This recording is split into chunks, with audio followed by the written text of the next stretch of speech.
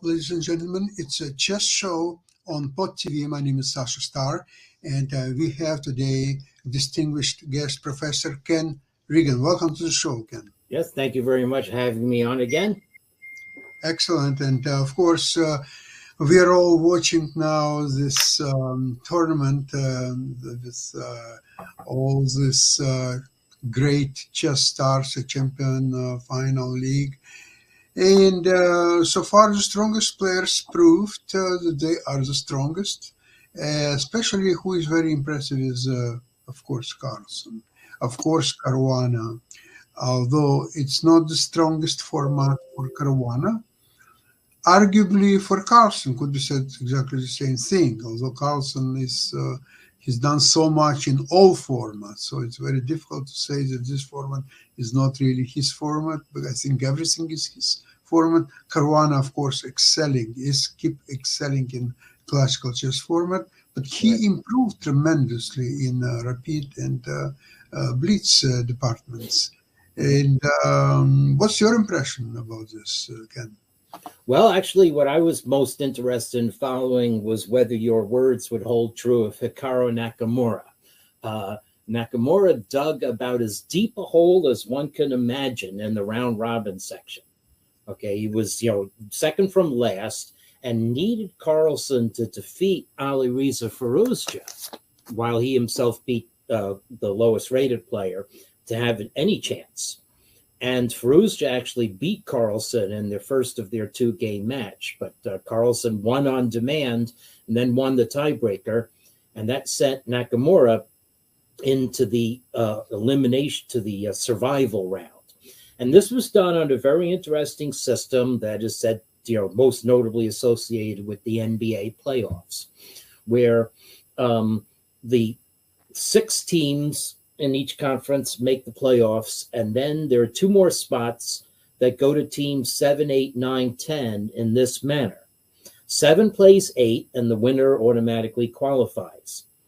9 plays 10, the loser is eliminated, but the winner of that then has to face the loser of 7 and 8, and in order to qualify. So it's actually a very fair system in terms of the ranking.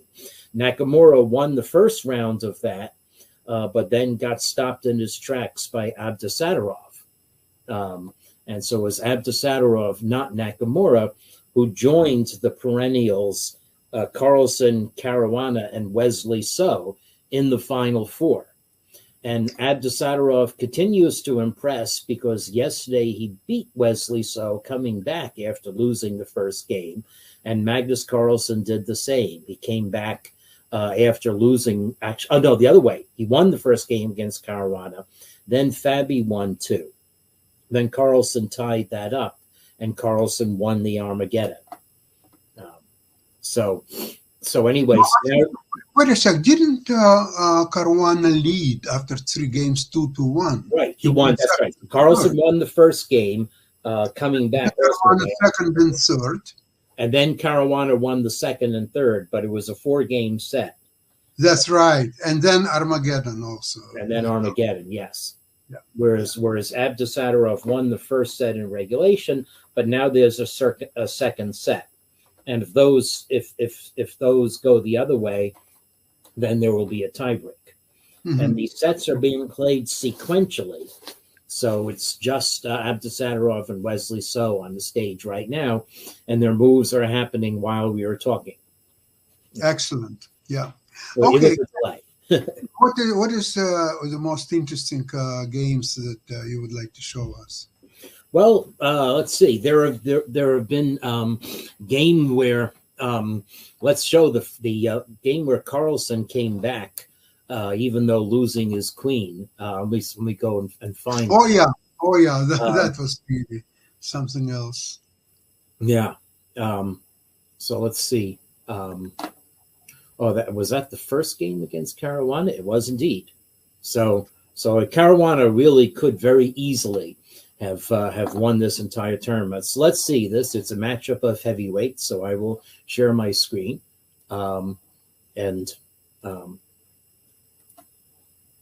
Okay, share screen and share. Let's see. entire screen. Here we go. Okay, I may get some confidential stuff. I have other things happening, but, and by the way, there's other news in the chess world too from yesterday, which we can talk about. Okay, so let's see that now. Okay, got it. So there we are. Magnus Carlsen, Fabiano, first game of their 4-game semifinal set in the Champions Chess Tour. Okay, and we don't play Berlin. We allow Spanish torture. Actually, maybe this choice should be regarded as being enterprising. But the other is, there's been a lot of development in these lines where black plays bishop c5. It used to be thought that this allowed white too much of an impetus in the center with a move like d4. But black can stand pat. I mean, this is there's no impediment to the freedom of black's pieces at the moment. It's not like a Philidor where black's bishop would be on e7. So, so we just play chess. And this again is this part of the purpose of h6 is so that black can play rook e8 and bolster the firm point on e5 without having to fear white playing knight g5 and homing in on the weak f7 square. It also prevents a pin on bishop g5. The h-pawn moves, again, are also being played more often in a number of openings, and white returns the favor by preventing black, this is maybe more important, from pinning on g4 and putting a lot of pressure on the d4 square. Okay, so there's the rook e8 by black. And now rook b8, a very steady move. I'm sure I'd have to look 4 or 5 moves ahead to see exactly what it does. If white had played a4, then the rook on a8 would have been hanging, in the sense that after white would capture on b5, black had not captured back. But white played a3, so maybe not the same immediate need for the rook b8 move, but what it is doing, it is supporting black's plans on the queen side. So black has decided to advance on the queen side. This is something that white could have stopped by playing a4, but now black plays a4 himself, so not intending to break with b4, which is another natural plan in the position. Let's see, is b4, well, b4 doesn't work here. Let's see exactly, it's maybe instructive. Save engine on the wall, tell me what the floor is with b4. Actually, white just sits. This is really interesting. White just sits. It was originally playing rook b1, rook c1, and maybe black is making himself weaker by opening lines, though I don't know. Okay, well, it's maybe above my pay grade, as I'm only an IM. Anyway, a4 is a natural move. I would worry about b5 being a little hard to defend, because even if you get in c6, white can cut it off with d5. But okay, there we go. Defend b5. Black doesn't defend b5. The white piece on b5 is going to hang for the moment. Let's see exactly what is the reply to bishop takes b5 here. There we go. Knight takes d4, and we're going to get your bishop on b5 and enjoy a nice diagonals. Okay, so tactics are being used to. I thought black might take on d4 first and then uncork that move, but it's good right away. Okay, so white puts more pressure on b5. Black, now it's the same thing. If white takes on b5, then take, and black's bishop on b6 is free to take on d4 and uncover an attack on white's queen. And we get a liquidation that would leave white with a probably weaker a-pawn than white wants. So white just plays here, and same stasis. Now black is, this is literally angling for position. So c6, okay, black has firmed up the pawn structure. The engine says dead equal, but white says game on with attacking black's position. And now let's see exactly why black cannot try to so what does happen if black captures on e5? What does white have up his sleeve? Oh, bishop, white takes this knight and then recaptures on e5, and that wrecks black's position. Okay, that's very clear. This qualifies as white has strongholds in the center and black's pawns are wrecked. So whereas white was in fact only threatening black's knight now, and so black plays here. Now it says white captures on g6. Now it's not the same bad level of badness as before, because black is not necessarily going to concede white a strong knight on e5. Black has a counterattack against white's bishop on e3, and that bishop really can't move away. So now rook f8, mistake according to the computer. I would have whipped off this bishop right away. The computer wants black to play and then immediately challenge white's knight. Nothing wrong with that either. One important thing is white can't play f4 because this bishop on e3 is hanging. So yes, it's white's bishop on e3 is not going to run anywhere. So d2 is not really a place to run it, and white has to defend e5 somehow. Okay, so so that would have been better than the rook f8 move. It's not clear what the rook f8 is attacking. Maybe black has dreams of a rook sacrifice on f3. Okay, so white leapt in and take the pawn and instead show me what you got. And what he did, instead of rook takes f3, Caruana captured on h3 with the bishop. Actually, rook takes f3 is the move the computer wants to play. And then play queen h4. Well, in a slow chess game, maybe you'd be able to calculate this really well. And the point is actually that black can afford to play just very slow building moves. Okay. Yes, maybe no. We're seeing the evaluation swing back and forth. Requires not just calculation, but feel of the position. Maybe game 15 plus 3-second increment rapid is not the way to do that. So black captures on h3 instead, and this is sacrificing a piece instead of it's not sacrificing anything. Okay, so it's just a matter of whose position has been compromised more, and the answer actually, black has some troubles. So the weakness on c6 is now a factor. White has this gorgeous knight on d6 that threatens, if white ever undermines c6 and gets in queen to d5 check, that's going to be really tough for black. So black has calculated this out, maybe. Is able to counterattack, and white captures the wrong piece. So the right piece was to capture here, and then just take pawns and enjoy black's weak light squares. So, well, you know, in the heat of battle, maybe it's hard to evaluate this kind of thing. At any rate, white took the material, and this also, I must say, looks good for white. The position is stabilized. White has a strong center and a very strong knight, but black is able to go to work on the knight. And I guess, you know, again, if you're playing blitz, wow, queen takes c6, it's like a kill. So why isn't it a kill? Well, white played it. The bishop takes d6. And apparently black is just able to staunch this position. So now, mind you, it seems incredible, but black is actually going to get a winning position out of this. Nevertheless, it's hard for white to defend h3 and defend the d pawn. Black is going to play rook d8 and queen takes d6. So white has to activate the rook in order to be able to defend the d pawn. And in fact, white decides to jettison the d pawn. Wait a second. Oh yeah, go back.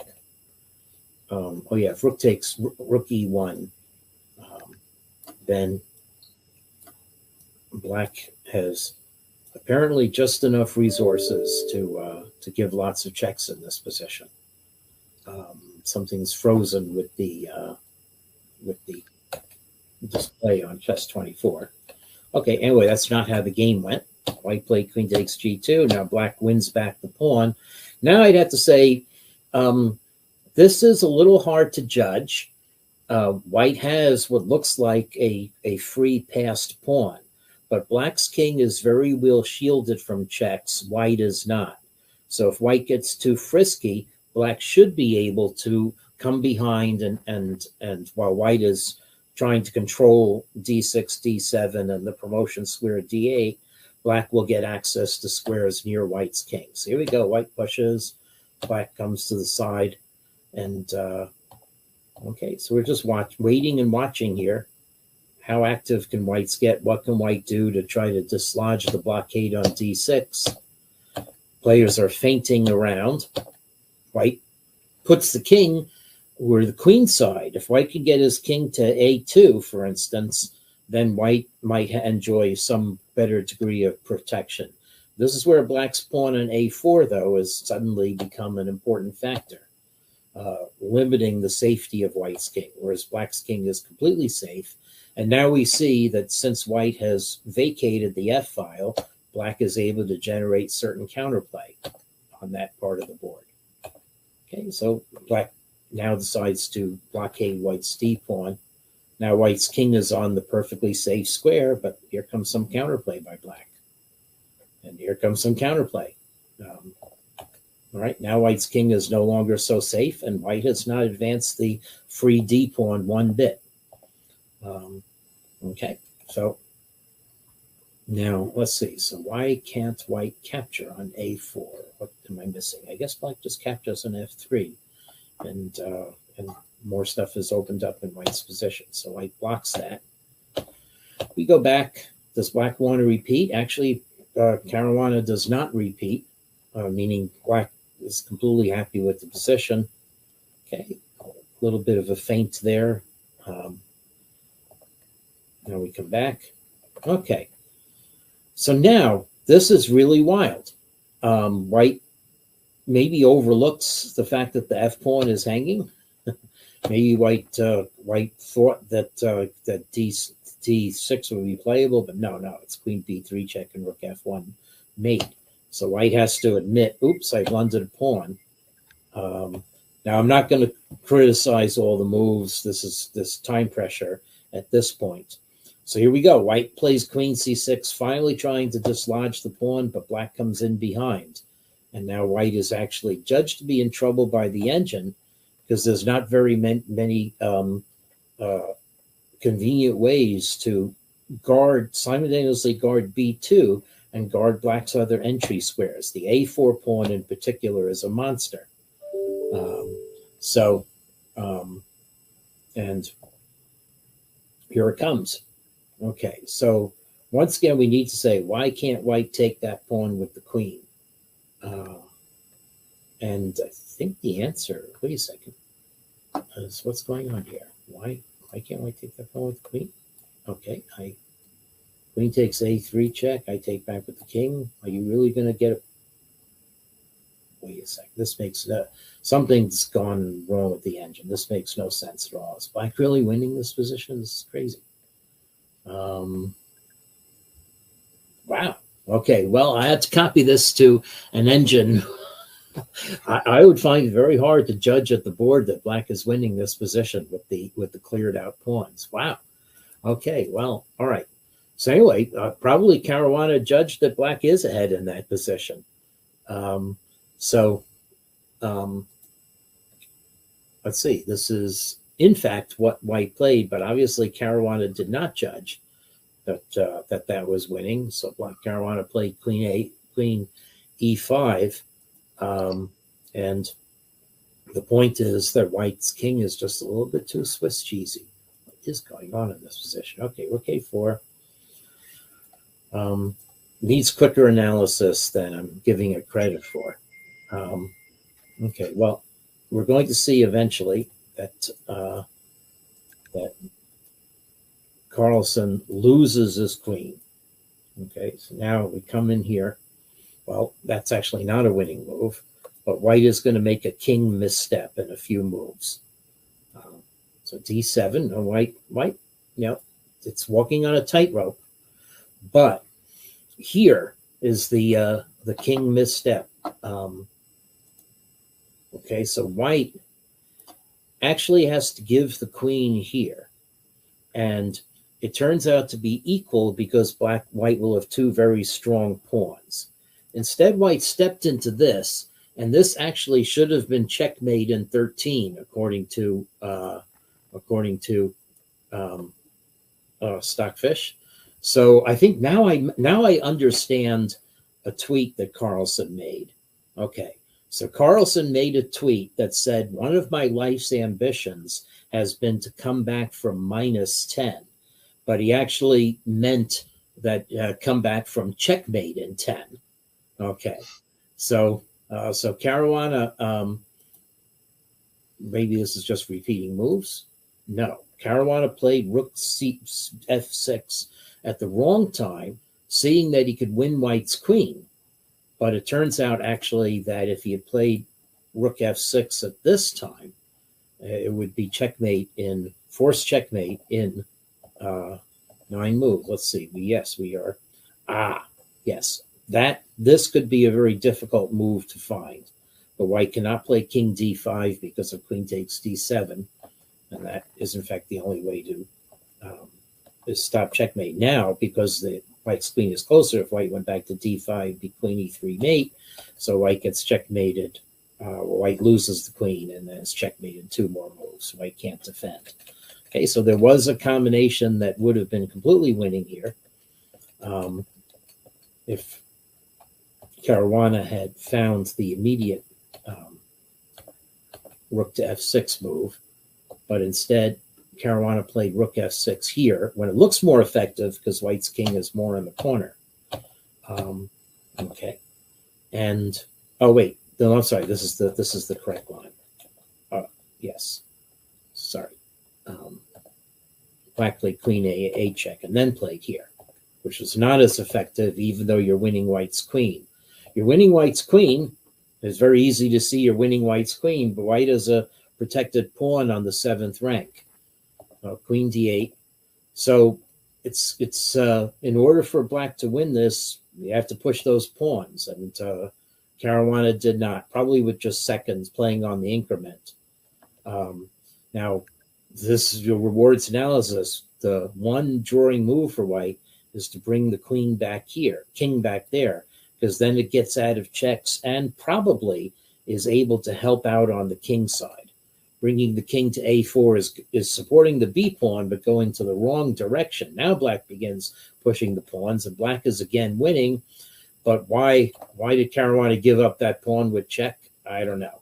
Okay, panic moves. g5 is apparently still winning in this position because black gets 2 pawns against white's rook, and white's king is too far away to help. So the consequential way for black to play was this. And this is just a horrible melange of pawns. White cannot defend. So anyway, Caruana gave away the pawn with check, and now white is even. Okay, but when you're even in this position, you're probably winning in practical terms. Okay, black has no perpetual check. Black is paralyzed. Still even. Not even after this move anymore. Which way should black's king have gone? It needed to go to f7. Wow, that's really subtle. So, well, what's wrong with f6, though, is the obvious problem. So let's see. So what? Well, it's blocking black from playing queen f6 check. That's the problem. So white played rook e8. Now it's over. You can't play queen f6 check. And Caruana gave up. Obviously, a one-move loss. Things like this happen. But after this, black can then give, this is going to be perpetual check because there's no place for white's king to hide. So, entertaining game. I won't say that it was, a brilliancy prize by either player, but certainly shows Carlsen's fighting spirit. Yeah, it's exceptional, really, game because both players were playing for a win, obviously, and Caruana he lacked the exact moves required in that position to Mhm.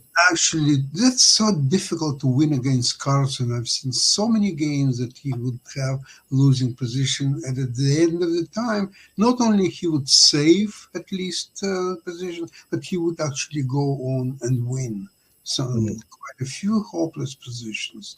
It's remarkable. Yeah. Yeah, Mhm. and maybe we have time for one more. Yeah, we have time for one more, and I'd actually like to go over to Sunway Sitges and show Lenier's game from yesterday.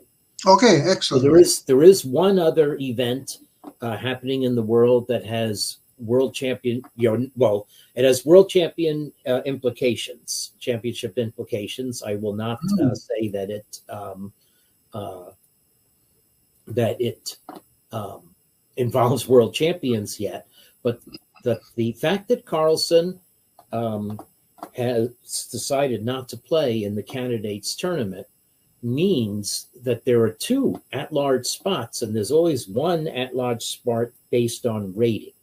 There Hmm. was some apparent ambiguity as far as what tournaments were needed to be eligible um, for qualification.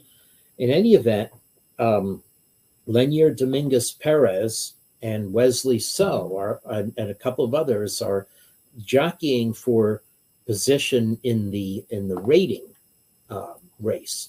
And Lenier Dominguez suffered a setback of sorts by being held to a draw by a person whose rating on the wall chart is almost 400 points lower than his. So he lost rating on this game. And the interest is heightened by the fact that um, that he's now paired with an Indian youth, a 14-year-old Indian boy, came from traveled to Spain from India for this tournament. He's rated 1859 on the wall chart, but I estimate his current strength about 2400, and he has already beaten or drawn an IM. No, I think he's beaten an IM and an FM in the tournament. So anyway, so this is so how to play with no fear against the super grandmaster. Take the so not take the play right to black. Now this Hmm. is again, these are computers. This is part of the influence of computer chess. So just for some background, if black plays e6, then the That move carriers attack. reminds me Fischer random chess, like moves like Rook G1. Well, that's true. Sometimes the rooks start on that square. Exactly. Right. But here's the thing. So well known. So one of the Kara's attack with G4 is considered difficult enough that it often dissuades black from playing the early E6 Sicilian lines or playing classic Scheveningen. Okay, at least when I was coming up in chess, it was an attack to be feared. So okay, black plays the Najdorf, and now G4 is just hanging. So okay, you've avoided the Kara's attack for a move. Well, white plays rook G1. We're going to push that G pawn. Okay, support that G pawn. So anyway, here we go. Now, see offhand, I would have thought that black has already equalized this position. Um, because okay, so now we're going to play H5, stop G4. Apparently, it's strong enough. I mean, as black, I would have expected to see a normal move like knight C6, but look at this. Wow, this is white. The engine already says that white is going to drive away that knight from G5. If you play H6, H4 is coming. Okay, and black is already under attack. So this might have been underestimated in the world before computers that I grew up in, but it's strong enough that black has to play H5. Um, maybe according to engines. Now that gives white a juicy square with bishop G5, but there's nothing wrong with playing H3, threatening to build up again.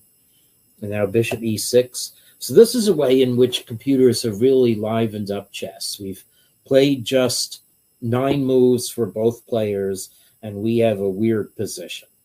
I mean, white's rook on G1 makes an especially weird impression. But we'll see if black is where black is able to castle this game. White, of course, can only legally castle queenside, and there we go. Now black is going to be able to get an attack on the queen side. Black would love to sacrifice one rook on c3 and bring the other rook over, but bringing the other rook over is going to mean jettisoning the h4 pawn.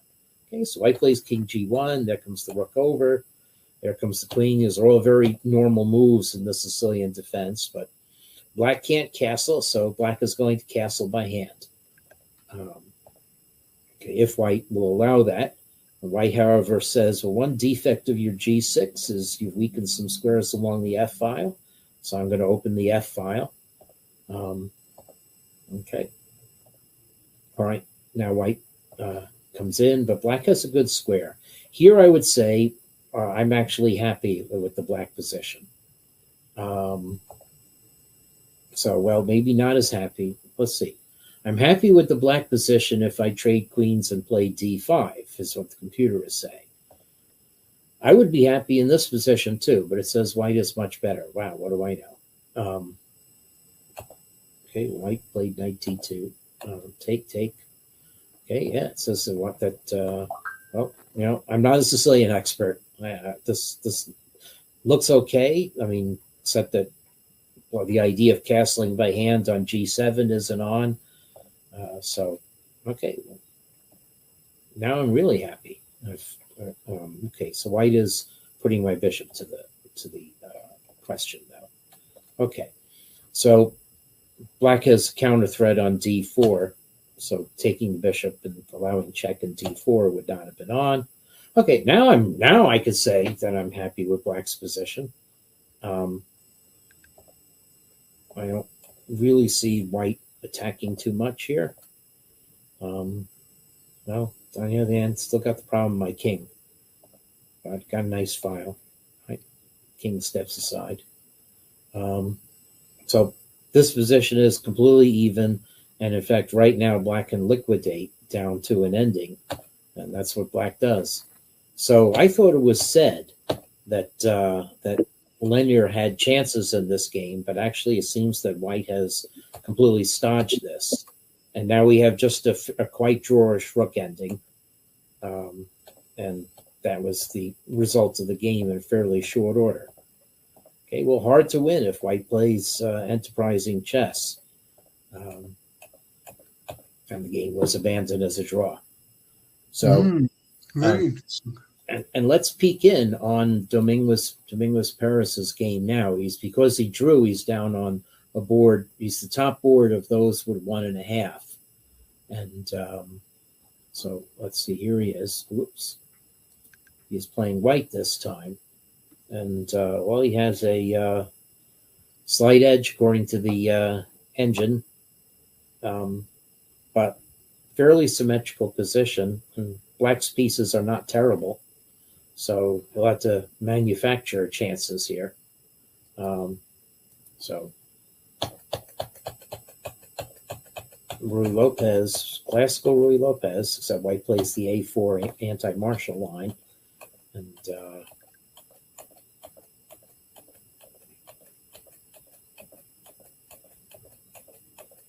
normal chess. So, okay. Anyway, that's the so that's what's going on around the world. Okay, so very interesting. There are so many tournaments, but thinking about this format, what you mentioned, that it could affect the candidate tournament. I remember when there was a system and there were 2 and later on 3 interzonal tournaments, and for example, if it was 3, so 2 top players from each tournament would qualify for the candidates, plus the loser of the World Championship match and one who would be second in the previous candidate cycle.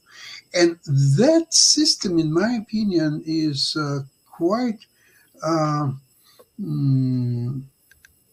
superior to all other systems, because basically you're taking the top, let's see, say 36 players, if you're talking about 12 players in each interzonal. 36 is a pretty good representation. You can select them by rating or by any other means. And you, because they're played almost simultaneously, you are taking the best 6 candidates being played at the same time, at the same tournaments, almost, because in this situation, sometimes they're spread over several months period of time, and the form of players fluctuates. You cannot keep the same form for several months. Right. That is true. Let's see. So this is not really representative, in my opinion, of the fair system. Maybe it's convenient, but you see, the way I understand this, interzonal tournaments were cancelled because of the, first of all, Ilumzhinov system was the world champion, so the interzonal tournaments became redundant.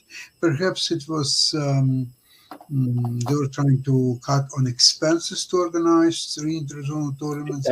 That's part of it. Yeah, it's less marquee, whereas one thing, the invitational tournaments have been organized into a circuit that has better sponsorship and more prize money, and I think that's why. Of course, they're more elite in some senses, but they have some level of democracy in enabling young players, in particular, to come into it. I don't know. I have to do more of a study. It is true that the interzonals had a zonal system for qualifying for them, so you sometimes didn't get the best players.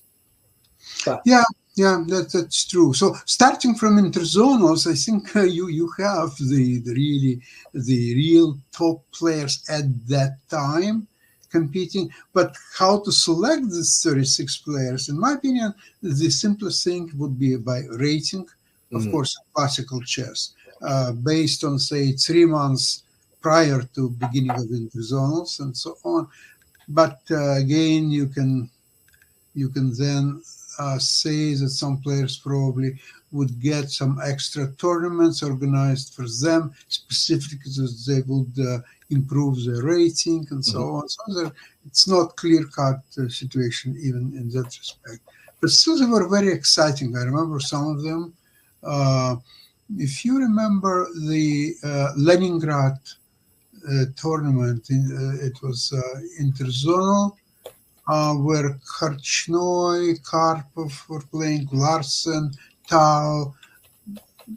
I don't know, just sound of those names makes it probably one of the top tournaments ever. And it was indeed very interesting tournament. And then it was another one in Brazil, in Petropolis, I believe. Yes, that was a weird tournament. Yeah. Those were the times. I think those names at that time, they were like almost like a pantheon of the gods.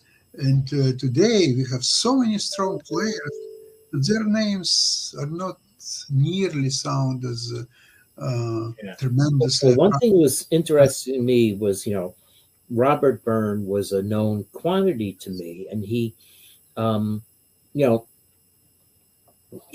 perhaps because he didn't play as often, he wasn't as conscious in my mind as a star of U.S. chess as, for instance, Walter Brown. But he qualified from an interzonal to the candidates matches. He played some really strong chess in the late 1970s after I faced him in the U.S. Championship. Yeah. And he was over 40 at the time too. So that was very notable. On the other hand, I had to measure intrinsic rating. These were years when the top rating in the world was 2695. Yes. So today's top players, rated 100 points higher than Robert Byrne at the time. It may just be that we have a lot more of really strong players. Yeah. Today competition in chess is incredible. It's never been equal before to what it is now. Anyway, it makes it so interesting. So many strong tournaments. European Rapid and then the World Rapid and Blitz to cap off the year. Yeah. So we are in the whole middle of that. And I would like to thank you so much for today's Thank you. Yeah. And let's look at the next week's program, even more interesting games and Yeah. more interesting results. Okay? Yeah. Have Okay. a great week and see you next week, same place, same time. Okay. Yeah. Bye-bye, everybody. Bye-bye.